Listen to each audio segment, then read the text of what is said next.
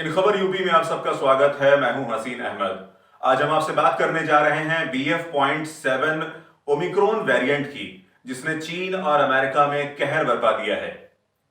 अब ऐसे में सवाल उठता है कि क्या हिंदुस्तान में या हमारे राज्य में भी इस किस्म की प्रॉब्लम आ सकती है, या इस किस्म के समस्या से हमको जूझना पड़ेगा, क्योंकि चीन और अमेरिका में इसका बहुत ही बुरा प्रभाव पड़ा है। वहां की एक बड़ी आबादी इस वक्त कोरोना से जूझ रही है।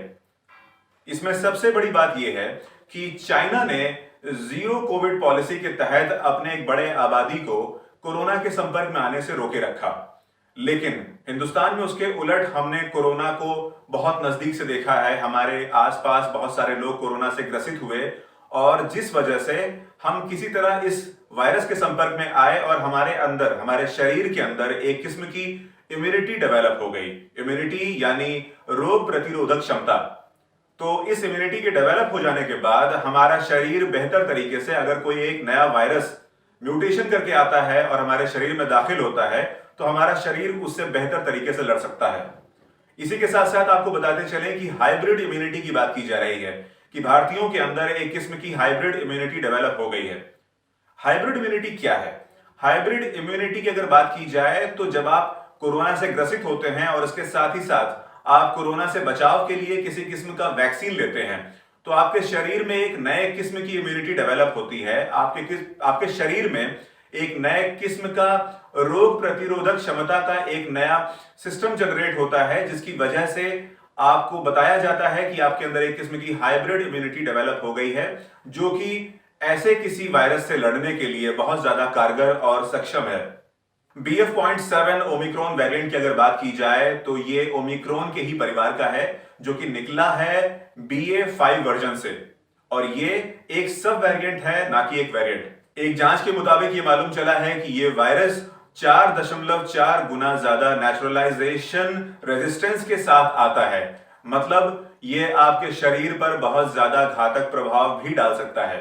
इसके अंदर इंसान को बीमार करने की या उसकी जान लेने की क्षमता पिछले वेरिएंट्स की तुलना में बहुत ज्यादा है। ऐसे में 4.4 के नेचुरलाइजेशन रेजिस्टेंस की वजह से आपकी वैक्सीन और आपकी बॉडी में जो इम्यूनिटी सिस्टम डेवलप हुआ है वो भी बहुत ज्यादा कारगर नहीं होता, अगर ऐसी कुछ रिपोर्ट्स की बात माने तो। इसके साथ ही साथ हम आपसे बात करना चाहते हैं सिम्टम्स यानी लक्षण के बारे में। आपको कौन कौन सी परेशानियां हो सकती हैं अगर आपको BF.7 के ओमिक्रॉन वेरिएंट ने आपके शरीर पर हमला किया है। तो सामान्य से ही लक्षण देखने को मिलेंगे। जो पहले आपको लक्षण देखने को मिले थे इससे पहले के वायरसेस में, वही लक्षण आपको इस बीमारी, इस वेरिएंट में भी देखने को मिल सकते हैं। जैसे कि सांस लेने में आपको दिक्कत आएगी, उसके अलावा आपको परेशानी हो सकती है गले को लेकर, उसके अलावा आप डायरिया से भी परेशान हो सकते हैं। यही वो तमाम लक्षण हैं जो आपको पहले भी देखने को मिले थे जिन लोगों को इस बीमारी से जूझना पड़ा, और यही लक्षण आने वाले जो हमारे ये ओमिक्रॉन का एक नया वेरिएंट है उसमें भी आपको यही तमाम परेशानियां देखने को मिल सकती हैं। यही लक्षण अब तक बताए गए हैं। इसके साथ ही साथ आपको बताते चलें कि सबसे जो एक किस्म की अजीब सी बात इसमें देखने को मिली है इस BF.7 वेरिएंट की, वो ये है कि ये अपने स्पाइक प्रोटीन में एक किस्म का म्यूटेशन करता है। जी हां, अपने स्पाइक प्रोटीन में एक किस्म के म्यूटेशन करने की वजह से इसको नाम दिया गया है R346T। ये इसका कोड है। ये हमारे शरीर के अंदर के इम्यूनिटी सिस्टम के ऊपर हमला करता है और बहुत ही घातक परिणाम देने की क्षमता रखता है। और इसी वजह से राज्य सरकार और केंद्र सरकार ने जनता से यह अपील की है कि हम सभी को बूस्टर डोज लेने की बहुत ज्यादा जरूरत है।